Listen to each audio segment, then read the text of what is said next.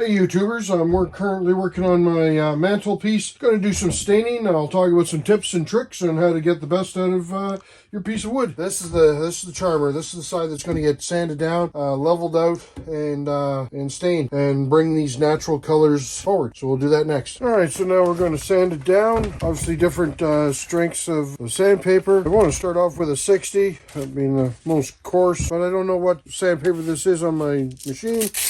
But fortunately, I wrote on it with my little marker. That's an 80 grit. All right, let's do some sanding. 20 minutes later. Eventually. Alright, so I've just finished sanding down with my 120. Nice and smooth. Dusted it off. Now I want to try to bring the grains here a little bit. So I'm just going to use some drop towels and some water. So you're just getting your cloth wet. You're not trying to drown the wood. And now let that dry. Alright, so when it comes to staining, or you're choosing between painting or staining, paint is obviously just a color that you put on the surface, whereas stain seeps right into the grains and will accent certain lines and grains, but it'll also accent different deficiencies or marks and things like that. Maybe a distressed look you're looking for and things like that. The stain will pull all that out. When you're doing, and I'm doing a mantle here, fireplace mantle, you got to remember that it's not going to be down low, it's actually going to be up in the air, 60 some odd inches in the air. My point being that you may see the underside as well. So you just can't stain one side and not the other side. So which side do I start staining first? Well, if I start staining the top and then I turn it over and I try to stain the bottom, whatever I've laying it on, it's going to leave marks on my finished surface. Where the underside, less likely to be seen, and I can always do any touch-ups that I want done. Includes a whole application of stain, and then a sealant, and then a wax as well, so it's nice and smooth afterwards. So that's the process we're going to go with right now. So certain materials you're going to need in order to do an effective staining is, of course, you're going to need your rubber gloves, because you really don't want to get that into your skin and into your body. These chemicals, there's lots of stuff inside them, so you really don't want to do that. You can make your own stain at home. That's possibly a future video I'll create and show you what that looks like. But right now I'm just using the commercial stuff, so be careful using that. Eye protection if you're worried about splatter. How am I going to put it on? So application, brushes versus foam brushes. Personally, I prefer a foam brush. I'm able to control the stain better than a bristled brush, which can flick and spread the stain. As you can see, it doesn't always get on the wood. It gets on me as well. So you don't want to be wearing your Sunday best when you're staining. You're going to want to keep a painter rag or a rag close by for those oops and drips and slips and things like that. I collect the coffee trays. Hers for the coffee trays, of course, is going to be so that I can elevate my wood, still allows everything to dry underneath, and I'm not painting on my my workbench so much as it does sometimes get on there. Know that there's a lot of different colors of stain that you can get out there. They're always improving them, whether they've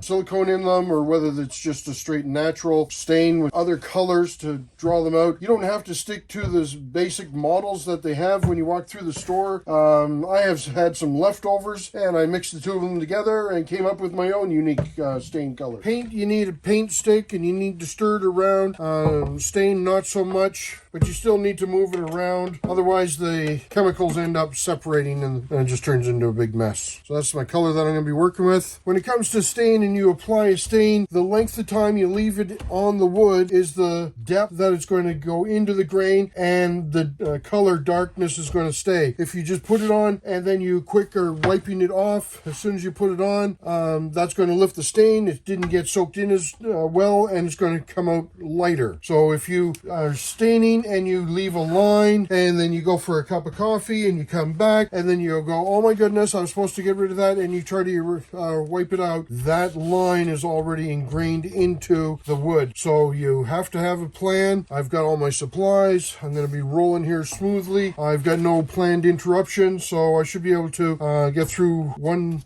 side. Then I can stop if I want to drink water or coffee, flip my boards over and do another side and do it again and do it again until I'm done. Now this is not the finished side. This is the underside of the mantle. And it's really like a water that you're putting on. Right now, I'm just trying to judge how dark I want it.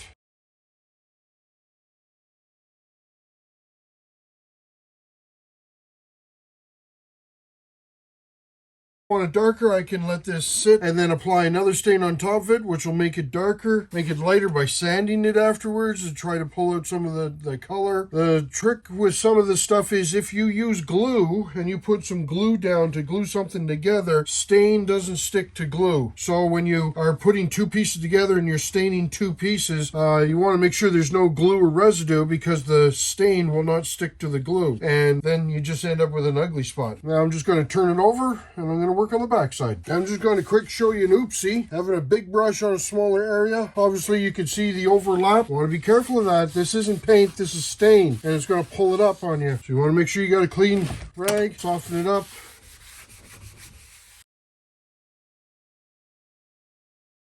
So when I'm wiping, I'm just not wiping in the one little spot. I'm carrying it over, back and forth, even out, making it nice and even.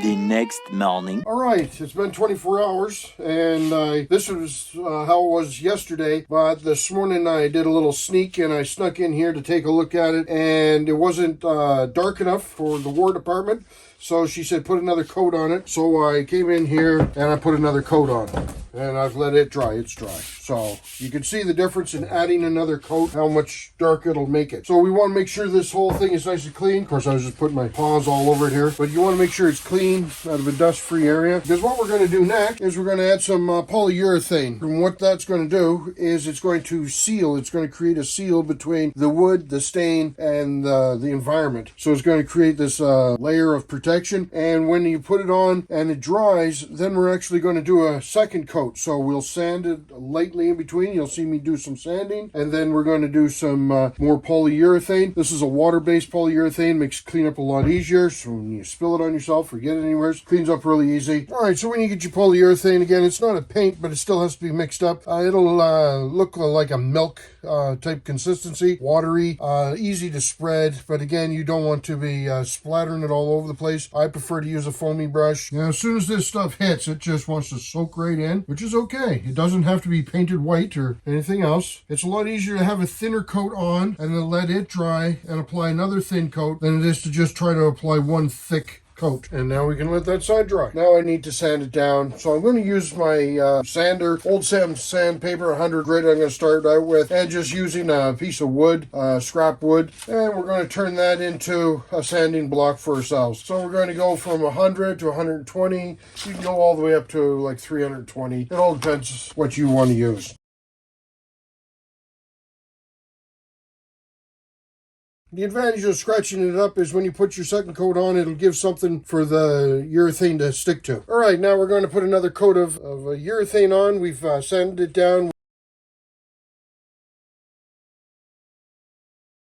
But I'm going to kick it up another notch using some finishing wax paste. This finishing wax paste, I like to put it on my wood surfaces, tables and such. And it's really just a wax. You put it on, you wait about 10-15 minutes, and then you wipe it off. You're not putting it on thick and goopy and everything else. You want a nice thin coat, and it will change colors, just like putting a wax on your car. And you can buff it off. You can use a buffer if you want, or a drill or something like that. I'll just use a tack-free cloth or a soft cloth to buff it off. This wax is protecting the urethane, which is protecting the stain, which is bringing out the grain in the wood. So now before I had started this, I had made sure it was dust-free, so I wasn't capturing any globs of dust or anything else that may have been landed on it. As you can see, it's not a heavy coat, it's a nice light coat.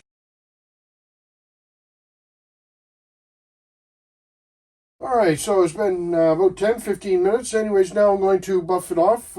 As you can see, it now seems more cloudy since the last time the camera was on. So now I'm just going to try to buff this off.